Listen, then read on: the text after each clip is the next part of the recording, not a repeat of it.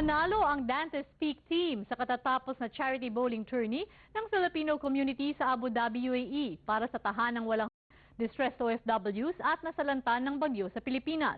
Yan ang balitang Middle East ni Agnes Maredin.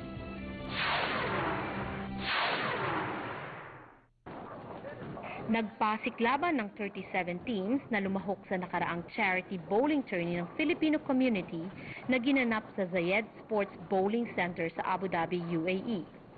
Tagumpay ang kinalabasan ng charity event na ito dahil 37 teams galing pa sa Dubai at Sharjah ang sumali.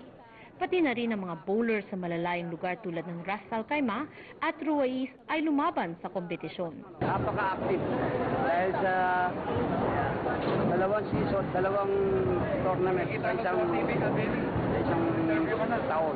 Nagkampiyon ng Dantes Peak of Dubai Filipino Bowling Club sa tournament na ito, pero sabi ng President ng Abu Dhabi Filipino Bowling Club, ang pinakapanalo dito ay ang pinakalayunin ng pagsasama-samang ito ng Pinoy bowlers. Ang bawat club throughout the UAE is holding a goodwill bowling for their charity works. Whatever the revenue at the goodwill bowling, the proceeds will be to their charity.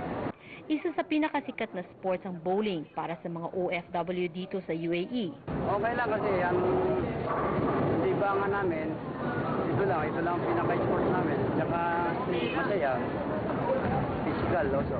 Ang bowling ay nakakatulong sa mga taong walang mapaglibangan.